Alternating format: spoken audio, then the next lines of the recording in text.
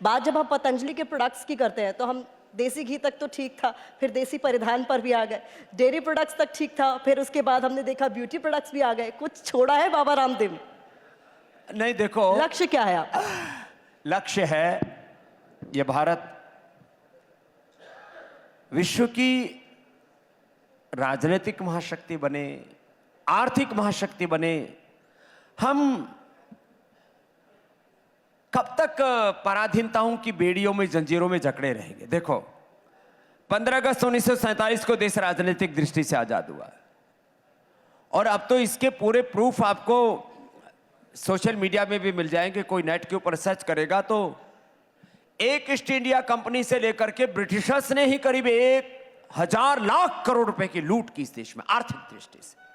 जो मुगलों ने लूटा और तबाह किया देश को, और आर्थिक से ज्यादा सांस्कृतिक वैचारिक दृष्टि से जो देश का नुकसान पहुंचाया, जिन मुगलों को हम महान कहते हैं, बाबर, अकबर को बड़े पोलाइट तरीके से लोग पेश करते हैं, लेकिन वो भी बड़ा शातिर था।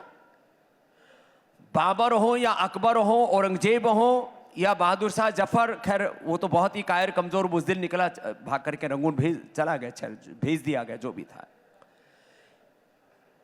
बाबर से लेकर के, अकबर से लेकर के औरंगजेब तक आप देखिए जरा, हजारों हजारों देश की मां बहन बेटियों को हरमों में रखा करते थे जी। है उन मुगलों को बहुत से लोग अपना आइडियल मानते हैं।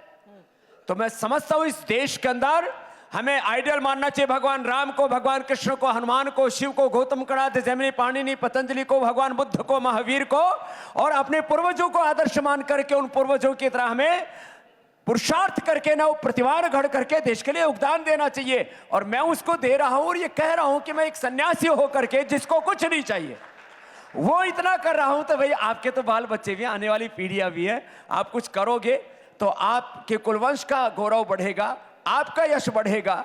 और हम यदि जीवन में कुछ ना करें, ऐसे खाना पीना सोना, कुछ बच्चे पैदा करना और फिर मर जाना, जिंदगी इतनी नहीं है। किया जा रहा है तो वो सवालों के घेरे में क्यों आ गया? चलिए, रामनीति की भी बात मैं आपसे थोड़ी देर में कर लूंगी, लेकिन उससे पहले एक सवाल, क्योंकि जिस तरीके से आपने कहा कि अब बाबा को सब सुनना चाहते हैं, आरोप आप पे लग गए। विपक्ष ने साफ तौर पर कह दिया कि पहले तो सिर्फ योग शिविर लगाते थे, लेकिन अब सिर्फ योग शिविर नहीं लगाते हैं, और ये मौजूदा सरकार की वजह से ऐसा क्या संभव हो पाया?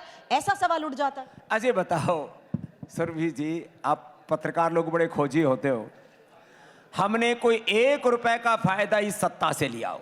आपका कार्यक्रम का नाम ही सत्ता है, अब आपने थोड़ा उसको और जो है ग्लैमराइज कर दिया है। सत्ता से हमने 1 रुपए का फायदा नहीं लिया, न पद्मश्री, न पद्म भूषण, न पद्म विभूषण, न भारत रत्न। मैं क्योंकि मानता हूं जो भारत में पैदा हुआ, हर एक देश की मिट्टी का यहां पर जो पैदा वो भारत रत्न है, जन्म से हम भारत रत्न है।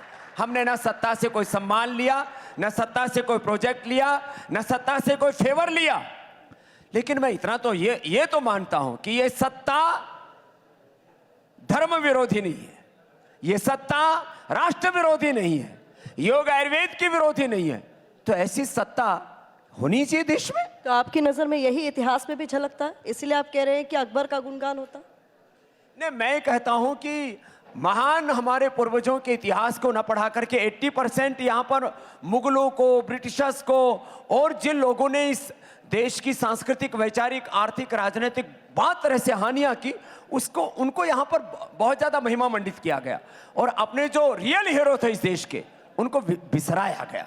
तो वापस इस देश को, अपने अतीत के गौरव को अपने साथ में लेकर के वर्तमान में प्रचंड पुरुषार्थ करते हुए भारत को एक स्वर्ण युग की ओर ले जाना है। अब वो गवर्नमेंट जो है उसको विकसित भारत का नाम देती है, वो उनका एक राजनीतिक एक लक्ष्य हो सकता है, लेकिन हर भारतीय का लक्ष्य होना चाहिए। कोई एक सत्ता देश को कहीं नहीं ले जा सकती।